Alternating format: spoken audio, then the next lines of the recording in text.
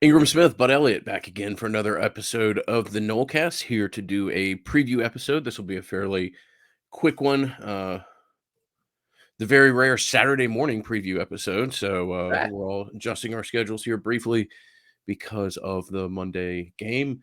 Like I said, this will be real brief. So off the top, we will thank our friends at Madison Social. Township has the dueling pianos later today. If you are a same day listener, that we will remind you of. Charlie Park, never a better experience than going up there on game weekend.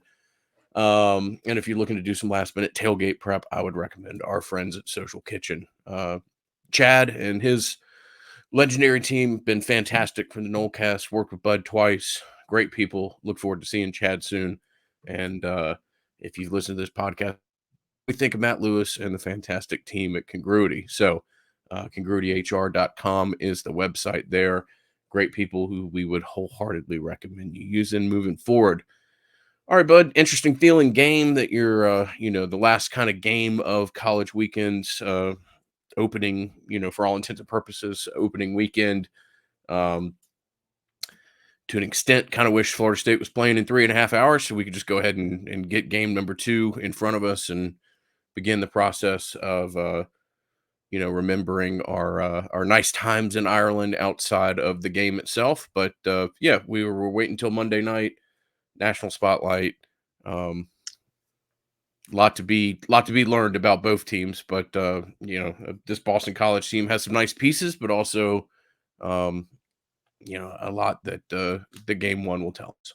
it it's an island game, man, and whether or not you like that, obviously, if you play well, you love the island games. 'Cause everybody's watching you, everybody's talking about you. But if you are not playing well, then island games are not great. So, all right, what to know about Boston College? Jeff Hafley left Boston College to go be the defense coordinator of the Green Bay Packers. So they brought in Bill O'Brien, who was at Alabama and then went to Ohio State, and now he is the head coach of Boston College. He previously was with Houston of the NFL and did a great job until he became the general manager, and then he, I guess, can't pick players, but he's pretty good at coaching.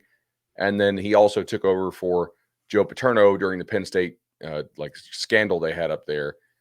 So he captained that ship. I generally tend to think Bill O'Brien is probably a pretty good head coach and maybe not great at being like a personnel guy. And there is a difference, obviously. We've seen some NFL guys do that and some NFL guys not do that. Where do you want to start? Our offense, our defense? What do we want? Yeah, let's start with our offense and their defense. They have a couple known pieces along the defensive line that we'll talk about. It's just kind of cliche to think of Boston College and expect that there's some, Luke Kuechly or something like that running around. If there is, it's a rather, inexperienced linebacking core, and we don't know who that, uh, you know, is fair. I mean, Luke Kuechly, not to derail us, is maybe the best linebacker I've seen in the last 20 Yeah. years. And Boston College had a nice string of linebackers. I don't know that they have anybody like that. And a little bit of an inexperienced secondary as well. So strength along the line of scrimmage. Was it Horsley and Izo Roku at Yeah. tackle and end, respectively. That will probably catch your eye on Monday night. And let's start at the line of scrimmage and work our way back with their defense. Yeah. So Horsley and your guess is as good as mine how to pronounce it. I think it's Ezeraku, but Okay. it's Ezeiruaku. But I have watched his clips. He's a good player. He's on some of these draft lists. So um, you will have some real players up front to deal with, and then at other times, Boston College's defensive line last year was pretty poor. Now, we were pretty happy with the offensive tackle play between Byers and Washington upon the rewatch.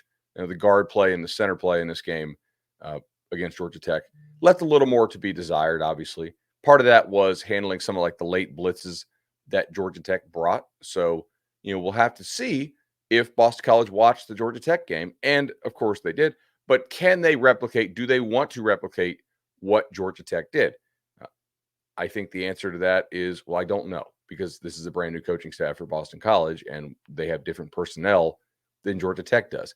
They're certainly a little bit less experienced in the back end, than Georgia Tech was. So we'll have to see how much they want to protect their secondary. And Georgia Tech played a lot of they would show two and then they would end up in single high coverage, and that is sort of disrespectful to Florida State's receivers. However, if you like money and you want to keep your job as a defensive coordinator, I would keep disrespecting FSU's receivers until they show that they should be respected.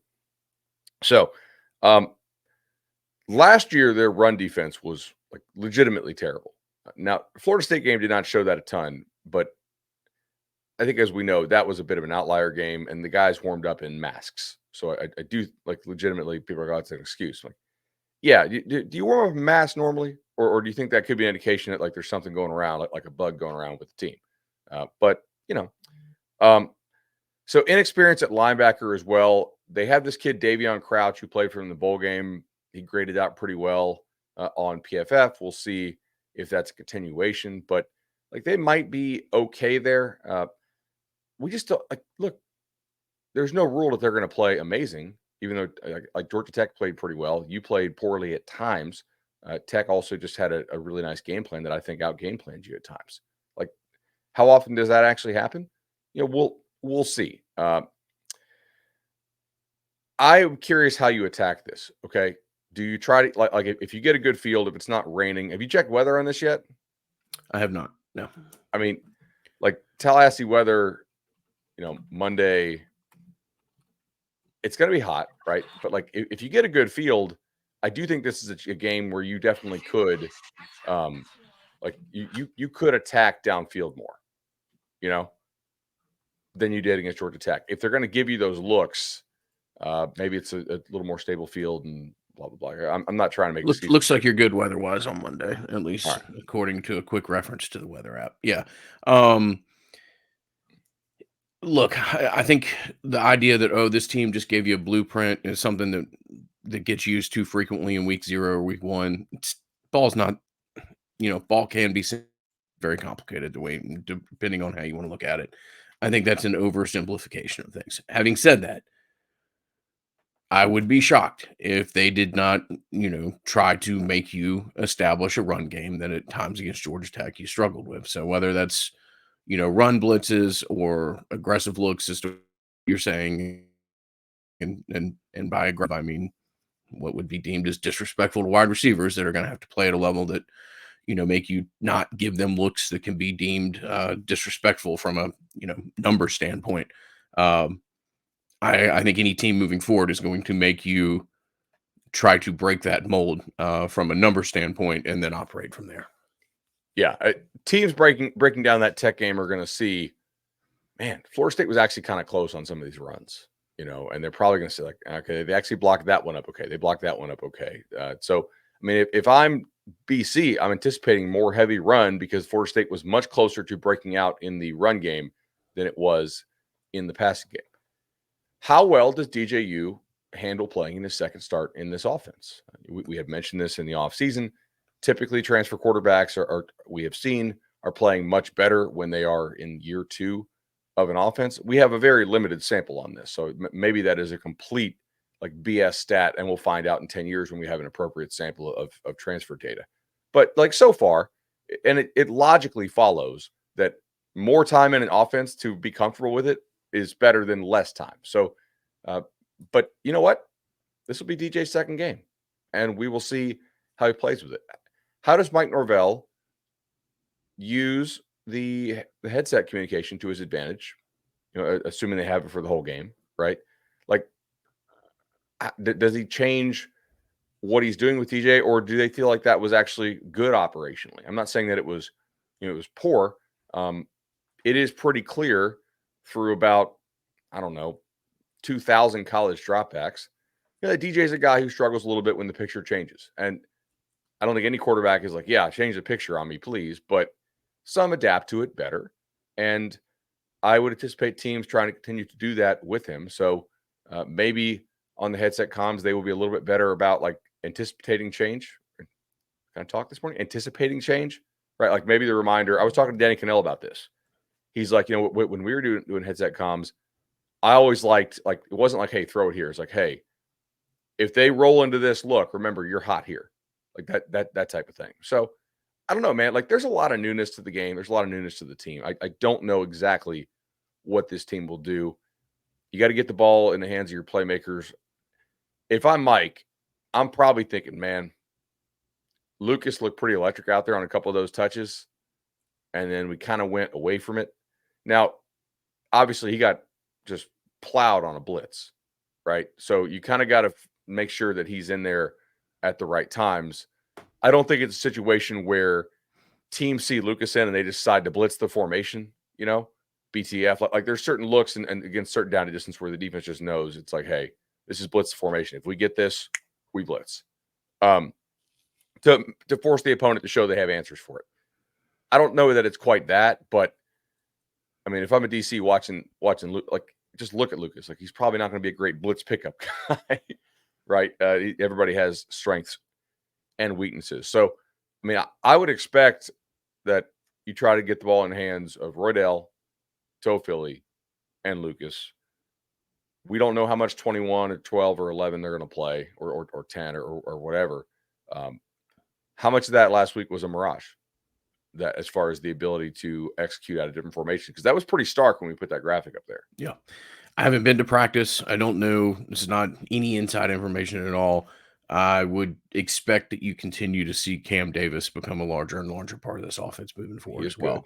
As far as the blitz pickup thing, I will say that Florida State did produce a running back that was about 5'8", 185 pounds. It was one of the best blitz pickup running backs, even in the NFL, that work done, never, pancaked anybody, but he was just brilliant at taking out the feet of many a rusher. So it's possible. It's definitely not easy at that size. But no, I do think Cam, both as a blocker and as a target, I would be surprised if his role in this offense doesn't continue to grow as well. So I agree with that.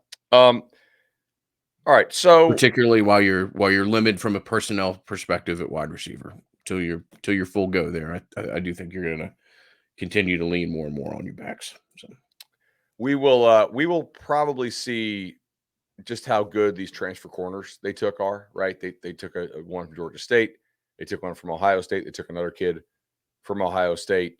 I don't see a lot of them necessarily in the starting lineup. What does that mean, right? If you take a bunch of transfers at one position, generally I read into that and I say, okay, you don't think your position is very good. Thus, you took 3 transfers, and part of that might have just been for depth. I mean, they lost a couple, corners last year who did not play a whole lot, so maybe they just needed some depth, but maybe not, right? And maybe these corners are good, maybe they're not.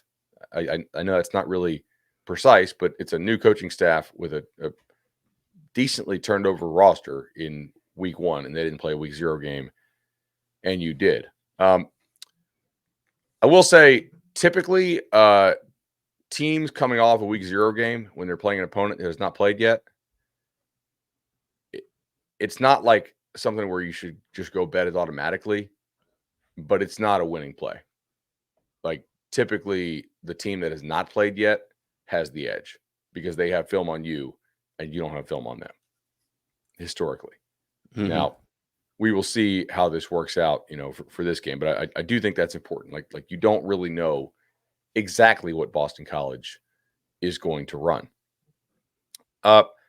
To me, the kind of the more interesting side is the other side of the ball, if you want to go there. So they bring in Grayson James, quarterback from FIU, but it's going to be Castellanos.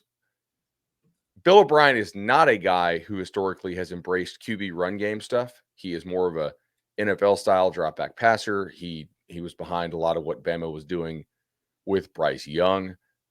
Granted, Castellanos is miles from Bryce Young, except maybe in stature, although he's certainly thicker than Bryce was. And Florida State fans are very familiar with Thomas Castellanos because they saw him last year, and he really kind of tore him up at times. Although you did have a 31-10 lead with like 17 minutes left, and then the game kind of fell apart. How much QB run stuff does Boston College do in this game?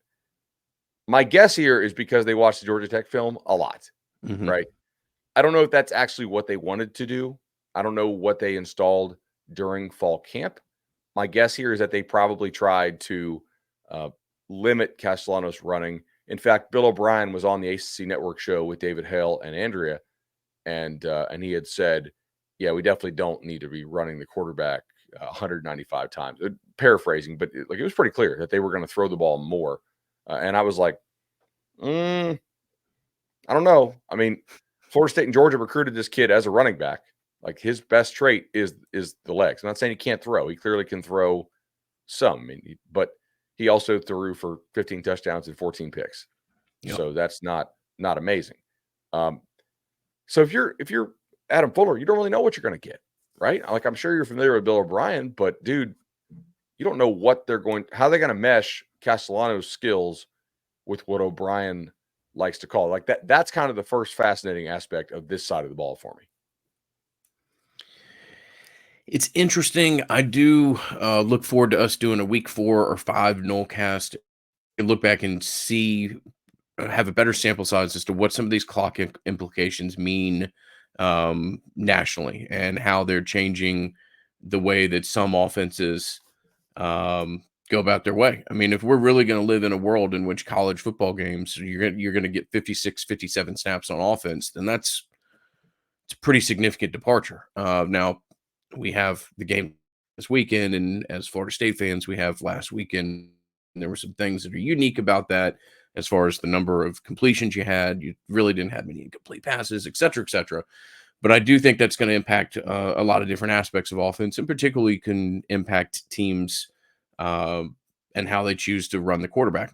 You know, if you're only going to have so many more players, or if you're going to have so fewer players, then I could see in a world where maybe you lean on quarterback run, or you feel comfortable leaning on your quarterback a little bit more. So again, that's something we're going to need a larger data point on to look at, and Boston College is certainly a different offense with what they have. And you're right, they have a special player, but a special player who, if he was playing at a top 15 or top 20 program, is not playing this quarter, is not playing this position. He's an offensive skill player.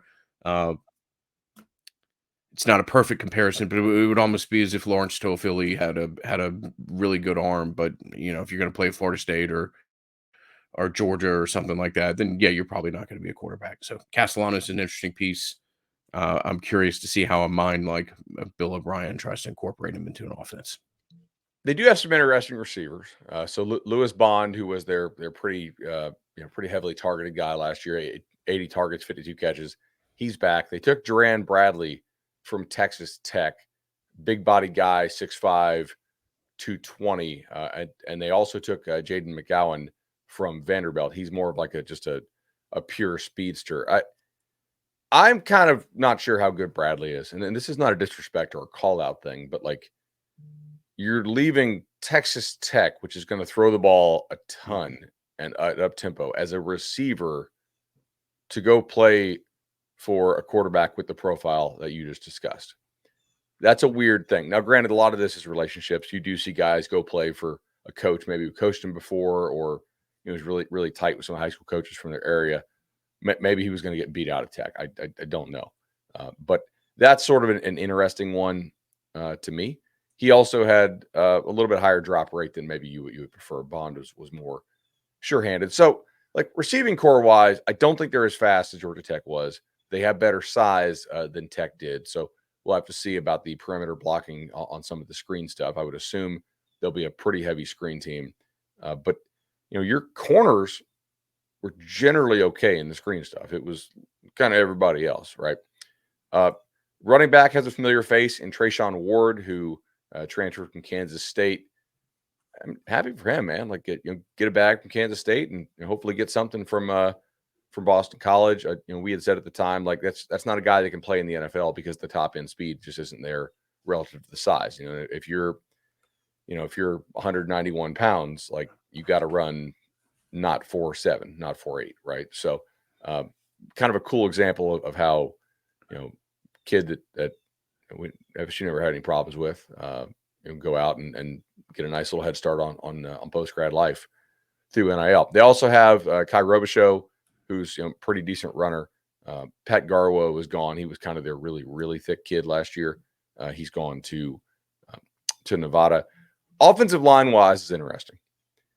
So you lose Christian Mahogany, who they lost in 22 because remember he blew his knee playing basketball in like July. And then he came back.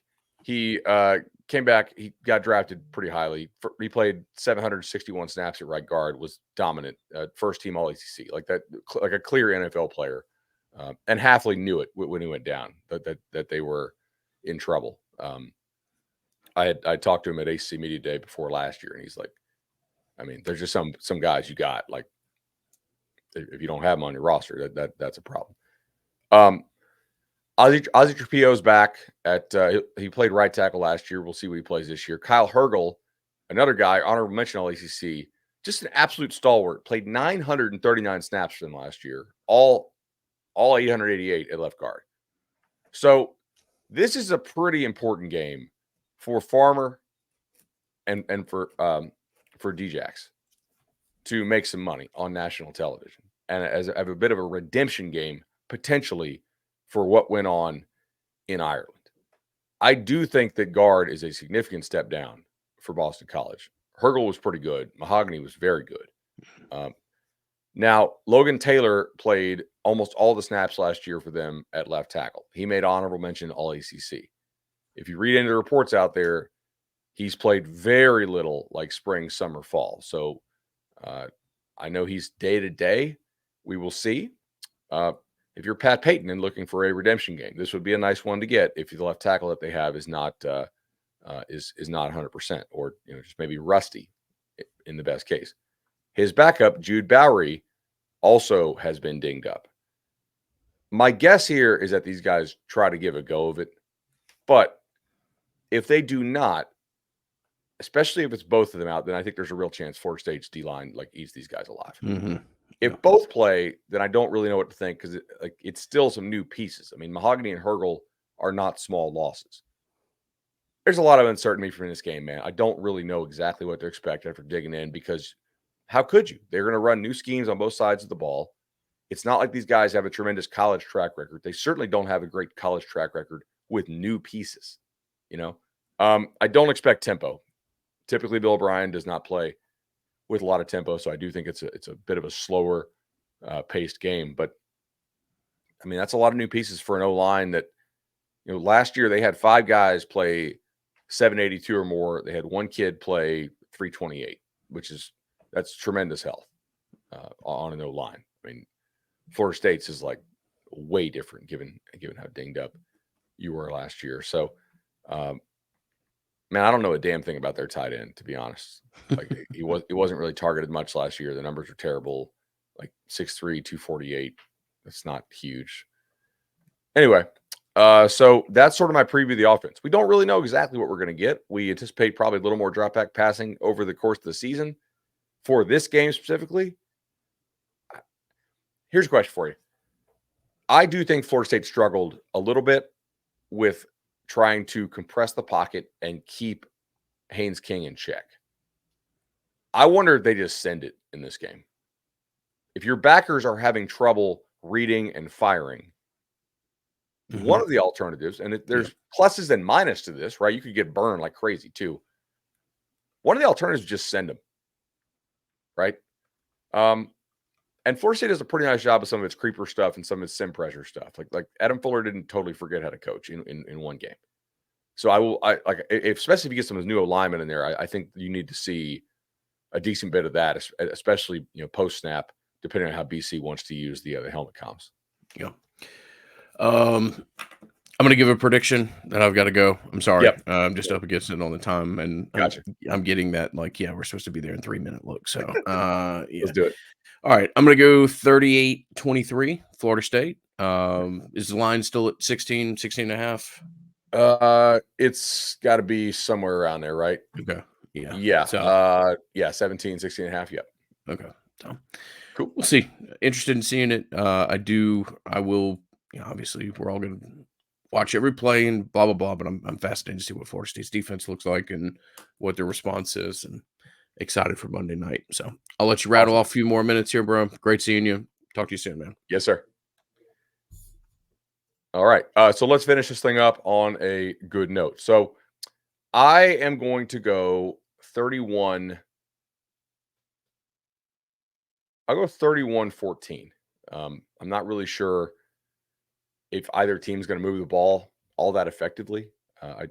Maybe over the bye week, FSU can get some more work in on offense and start to look better. But I don't really know if they're going to be amazing in this space, in this game specifically, right? Like coming off the Ireland trip is not easy. Typically, teams that come off these international trips play poorly. I don't think that rule has to hold for FSU simply because they get the 2 extra days that maybe some of these teams normally don't get. But again, I don't really know how to project that. So I'll go with a little bit lower scoring, but a 2-score win for the Noles.